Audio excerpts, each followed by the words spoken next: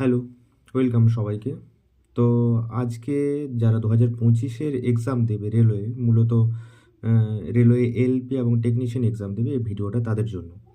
তো ভিডিওটা শুরু করার আগে আমি আমার সম্পর্কে কিছু বলে রাখি ইন্ট্রোডাকশন। আমার নাম হলো তপু। আমার বাড়ি পশ্চিমবঙ্গের বাঁকুড়া জেলায়। বর্তমানে আমি এলপি টেকনিশিয়ান দুটো এক্সাম দিয়েছিলাম 2024-এর আন্ডারে, যেটা নোটিফিকেশন বেরিয়েছিল। তো সেখানে আমার টেকনিশিয়ান হয়নি, সেখানে আমার স্কোর ছিল প্রায় 78 এর মতো। 78-র মতো মনে হয়, 79 বা 8 কিছু একটা এরকম স্কোর ছিল, তো সেটা আমার হয়নি। তো তারপর আমি এক্সামটা এলপিটা কন্টিনিউ করি। এলপি এক্সাম তো 2-3টা প্রসেস ছিল তারপরেও। তো এবং এলপি 2024 যে ভ্যাকেন্সি ছিল তার আন্ডারে আমার সিলেকশন হয়েছে। বর্তমানে আমার মেডিকেল এবং ডকুমেন্ট ভেরিফিকেশন সমস্ত কিছু কমপ্লিট হয়ে গেছে, শুধু প্যানেল আসতে বাকি আছে। আশা করি মেডিকেলে ফেল হবে না, যেরকম বুঝলাম মোটামুটি আমার মেডিকেল ভালোই গিয়েছে। তো সুতরাং সেদিকে কোনো সমস্যা হবে না। তো আজকের এই ভিডিওতে আমি 2024-এর সেসব ক্যান্ডিডেটদের সম্পর্কে যারা বলবো, যারা ভাবছো যে সেলফ স্টাডি করে বাড়িতে বসে কিভাবে আমরা এক্সামে প্রিপারেশন নেব এবং কী কী স্টেপগুলো আমাদেরকে ফলো করতে হবে। তো তাদের জন্য এই ভিডিওটা বানানো আমার। চলো, ওটা শর্ট ইন্ট্রোডাকশন আমার গেল। এরপর আমি আমার স্ট্র্যাটেজি সম্পর্কে বলি।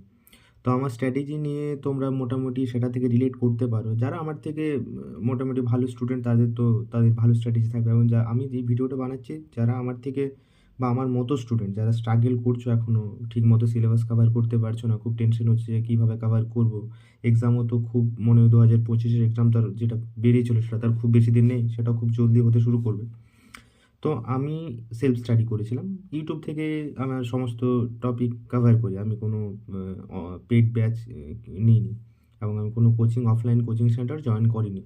তো আমি ইউটিউব থেকে সমস্ত টপিকগুলো কভার করেছিলাম। ইউটিউবে এবারে এখানে আমি লিখে রেখেছি, একটু কনফিউশন হচ্ছে বলে কিছু মনে করো না, আর ব্যাকগ্রাউন্ডটা একটু ইগনোর করো, হ্যাঁ। তো ইউটিউবে আমি প্রথমত ম্যাথ, রিজনিং এগুলো সব ইউটিউব থেকে কভার করি। যেরকম এখানে কিছু কিছু ভালো চ্যানেল আছে, আমি তোমাকে বলে দিচ্ছি। ম্যাথের জন্য তোমরা সাহিল স্যারের চ্যানেলে দেখতে পারো। আমি যেটা করেছিলাম, এখন হয়তো অনেক আরও ভালো স্যার আসতে পারে, জানি না। আমি সাহিল স্যার, গগন স্যার, আদিত্য রঞ্জন, মানে সবার, সাহিল স্যারের কাছ থেকে আমি ওভারঅল করেছিলাম, মানে পুরোটা। তারপর কিছু কিছু টপিক গগন স্যারের কাছ থেকে করেছিলাম, কিছু কিছু টপিক আদিত্য রঞ্জন স্যারের কাছ থেকে করেছিলাম। অনেক এরকম ভালো ভালো স্যার আছে। তোমরা যে কোনো একজন, যাকে তোমার নিজের মতো মনে হচ্ছে, যার কাছে তুমি কমফর্টেবল হচ্ছে পড়তে, তার কাছ থেকে তুমি পুরো সিলেবাসটা কমপ্লিট করতে পারো, সেটা কোনো সমস্যা নেই। রিজনিং রিজনিং খুব একটা আমার মনে হয় করার দরকার নেই। ওভারঅল তোমরা একবার রিজনিং সিলেবাস যে কনসেপ্টগুলো একবার কমপ্লিট করে নাও। ইউটিউব চ্যানেল থেকে কোনো কিছু ইউটিউবে কোনো ভিডিও পাবে অবশ্যই, আকাশ চতুর্বেদী স্যার না এরকম একটা কিছু ছিল। তারপর ওই র্যাঙ্কার্স গুরুকুলে আরেকজন স্যার আছে, বিক্রম আদিত্য, আমি ঠিক মনে করতে পারছি না। তো ওগুলো ইউটিউবে তোমরা একটু সার্চ করলেই পেয়ে যাবে। ওগুলো বিরাট কিছু যে খুব হ্যাপটিক ব্যাপার সেরকম কিছু না। তো রিজনিংটা সেখান থেকে হয়ে যাওয়ার পর তোমরা শুধু মক টেস্ট দেবে, সেখানে তোমাদের রিজনিং প্র্যাকটিস হতে থাকবে। আলাদা করে কোনো বই নেওয়ার আমার মনে হয় প্রয়োজন নেই, তোমরা নিতে পারো থাকলে। সায়েন্স পোর্শনটা আমি তো, যে সিবিটি 1-এর জন্য ফিজিক্স, বায়োলজি আর কেমিস্ট্রি লাগে, সেটা 9-10 যেটা আমাদের এনসিইআরটি, যদি বই পাওয়া ভালো, সবথেকে ভালো হচ্ছে এনসিইআরটি বই। আর যদি এনসিইআরটি না পাচ্ছ, আমাদের ওয়েস্ট বেঙ্গলের যে স্কুলের বইগুলো আছে, সেই বইগুলো থেকে তোমরা কিন্তু সায়েন্স আরামসে কভার করতে পারো। আমি করেছি, আমার কোনো অসুবিধা হয়নি। এবং এক্সট্রা ইনফরমেশনের জন্য তোমরা যদি পড়তে চাও, সেখানে লুসেন্ট আছে। আমি লুসেন্ট পড়েছি অবশ্যই। লুসেন্ট বইটা আমার ভালো লেগেছিলো, খুব মানে রিভিশন করার মতো। তবে লুসেন্টটা তাদের জন্য যারা মোটামুটি সায়েন্সে ব্যাকগ্রাউন্ডও করে রেখেছো। যাদের ব্যাকগ্রাউন্ড হয় না তারা কিন্তু লুসেন্ট বুঝতে পারবে না। আমি বলবো তারা লুসেন্ট এখন নিও না, তারা পরে নেবে। তারপর আরেকটা বই সায়েন্সের জন্য নিতে পারো, সেটা হচ্ছে, এখানে আমার আছে লিস্ট, আমি তোমাদেরকে বুক লিস্টটা একদিন দেখাবো, তোমরা যদি কমেন্ট করো ভিডিওতে। এবং আমি আমার স্কোর আরও ডিটেলস যদি স্ট্র্যাটেজি জানতে চাও, সেটা আমি জানাবো। আজকে তো আমার ফার্স্ট ভিডিও, তো অতটা আমি ঠিক বুঝতে পারছি না, ধীরে ধীরে ওটা ম্যানেজ হয়ে যাবে।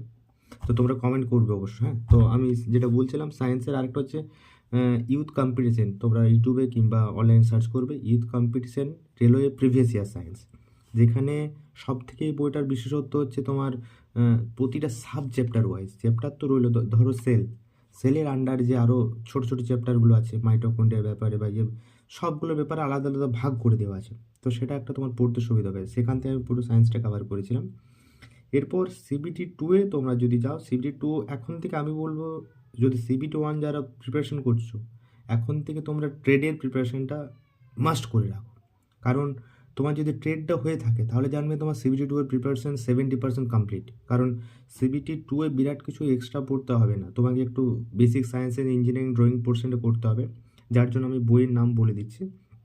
আমি করেছিলাম বেসিক সায়েন্স অ্যান্ড ইঞ্জিনিয়ারিং, এখানে আমার বইগুলো আছে, আমি নামগুলো ভুলে যাচ্ছি তাই কিছু মনে করুন। এখানে আমি পড়েছিলাম, হ্যাঁ, ইউথ কম্পিটিশনে বেসিক সায়েন্স অ্যান্ড ইঞ্জিনিয়ারিং একটা বই নিয়েছিলাম, সেখান থেকে আমি ওটা করেছিলাম।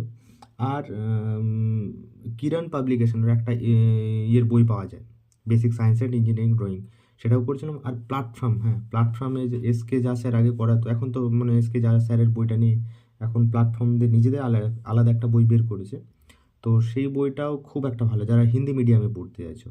তো আর বেশিরভাগ যারা বাংলা স্টুডেন্ট আছে আমি বলবো তারা ইংলিশটা প্রেফার করো। বাংলা সেরকম কোনো খুব একটা ভালো বই নেই, এখন হয়তো মার্কেটে আসছে কিনা আমি জানি না, একটু খোঁজ নিয়ে আমি দেখতে হবে আমাকে।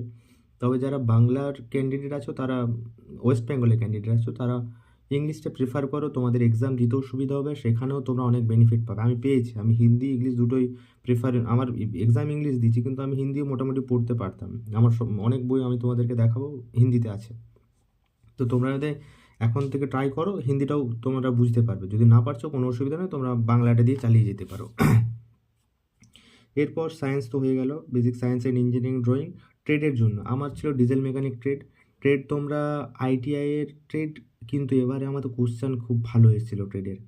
ট্রেডে অনেক ক্যান্ডিডেট ফেল করেছিল, প্রায় 40% মতো ক্যান্ডিডেট ট্রেডে ফেল করেছিল।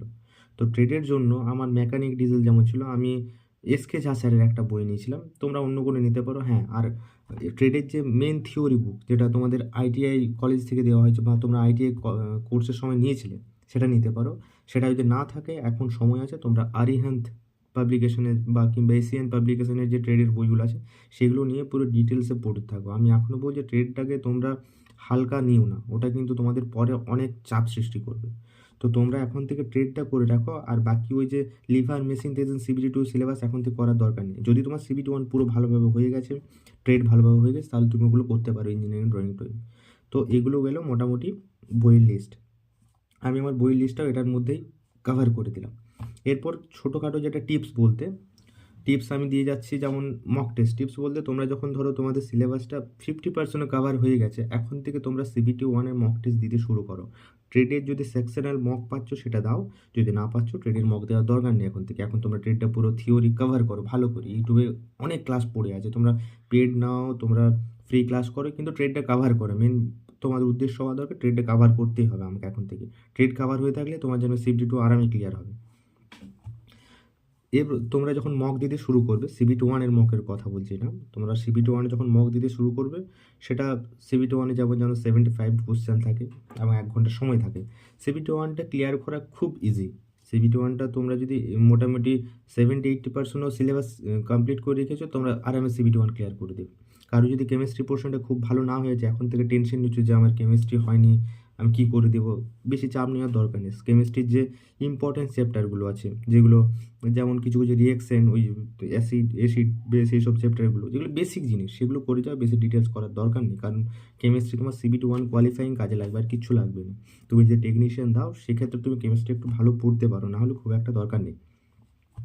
কেমিস্ট্রি দরকার নেই, এবং বায়োলজিটা তোমাকে একটু ভালো করে অবশ্যই পড়তে হবে, কারণ আমাদের এবারে বায়োলজি থেকে প্রচুর কোশ্চেন এসেছিলো সিবিটি ওয়ানে। তো বায়োলজি তুমি যদি ম্যাথে ধরো 100% করতে পারবে না সব ক্যান্ডিডেট। আমি অনেকেই বলে যে আমি 25টা করেছি, হয় না, 2-1টা ভুল চলে যায়। ম্যাথে তুমি 25-এর 20 ধরে রাখতে পারো, তুমি যদি ভালো ক্যান্ডিডেট হও 20+, আর যদি তুমি অ্যাভারেজ ক্যান্ডিডেট হও 17-18 এটা ধরে রাখতে পারো। হ্যাঁ, আর রিজনিংয়ে ম্যাথ মনে 20 আসে, হ্যাঁ, 20 তোমরা রিজনিং ওই ম্যাথ মনে 20 আসে, 20-র মধ্যে তোমরা ম্যাথে ভালো 7-8 ধরতে পারো। সরি, ওটা তোমরা একটু ম্যানেজ করবে, ওখানে আমি একটু ভুল বললাম, ম্যাথ 20 আসে সম্ভবত।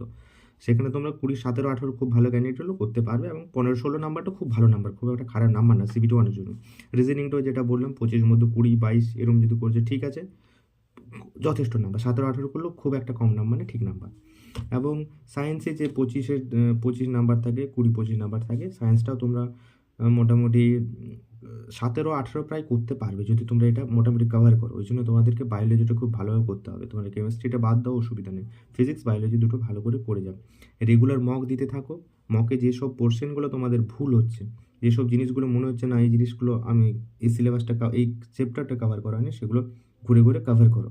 এবং মক তোমরা সপ্তাহে এখন 2-3টা করে দিতে পারো। সিবিটি 1 এর মক দাও, সিবিটি 2 যার সিলেবাস কমপ্লিট হয়ে গেছে সিবিটি 2 এ দিতে পারো। প্রিভিয়াস ইয়ার তো অনেকগুলো মক আছে, সেগুলো তোমরা দিতে পারো। খুব টাফ কোশ্চেন আসেনি আগেরবারে, খুব ডিটেলসে তোমাদেরকে যাওয়ার দরকার নেই। এই একটা জিনিস যে টিপস আমি পোর্শনটা এটা কভার করছি, এখানে একটা কথা বলি, খুব ডিটেলসে পড়তে যেও না। যেটা যেটুকু দরকার সেটুকু পড়তে হবে। তোমরা যারা কোনো পেড ব্যাচ নিয়েছো বা নিয়েছো, সবাই দেখবে কিন্তু যেটুকু দরকার সেটুকুই করাচ্ছে, কারণ ওইটাই তোমাদেরকে এবারে কোশ্চেন খুব ডিটেলসে দেয়নি, পয়েন্ট টু পয়েন্ট লাইন তুলে কোশ্চেন দিয়েছে। তুমি যদি লাইন প্রপার পড়ে গেছো, বই প্রপার পড়ে গেছো, এনসিইআরটি ফলো করে গেছো, তুমি পারবে, না হলে পারবে না, ব্যাস। না হলে তোমার ওখানে টাইম মেকআপ দিতে পারবে না। তুমি যদি ভাবছো যে আমি লজিক লাগিয়ে ওটা করবো, এইটাই আমি ডিটেলস পড়বো, তুমি টাইম অত মেকআপ দিতে পারবে না। তার থেকে তুমি শুধু পয়েন্ট টু পয়েন্ট ভালোভাবে সিম্পলভাবে পড়ে যাও। কোনো কিছু আলতু ফালতু বই নেওয়ার দরকার নেই। যে বইগুলো বললাম সেগুলোর মধ্যেই যে কোনো একটা করে রাখো তোমরা, আর এখন থেকে স্টাডি কন্টিনিউ করে যাও। তোমরা যারা আরও চাইছো ভবিষ্যতে কোনো রকম প্রবলেম যদি আসে, কমেন্ট সেকশনে কমেন্ট করো, কোনো অসুবিধা নেই। আমি আরও পরবর্তী ক্ষেত্রে ভিডিও বানাবো। আর ভিডিও কোয়ালিটি খারাপ হতে পারে, কারণ আমি তোমাদের মতোই ক্যান্ডিডেট ছিলাম। তো জানি এসব ইউটিউব এগুলো তো আমরা প্রফেশনাল কিছু না। এগুলো যাতে আমাদের বাংলার ওয়েস্ট বেঙ্গলের ক্যান্ডিডেটদের হেল্প হয়, তাদের জন্য এটা বানাচ্ছি। কারণ আমি চাই যে আমার মতো আরও অনেক ভাই বোন আসুক আমাদের এই সেক্টরে এবং তারা নিজের লাইফে আরও কিছু করুক। তো আর কিছু বাড়াবাড়ি বলবো না, তোমরা এখানে ভিডিওটা কমপ্লিট করছি। এবং তোমাদের কোনো সমস্যা থাকলে কমেন্ট করো, আমি পরবর্তী ভিডিওতে আরও কভার করবো।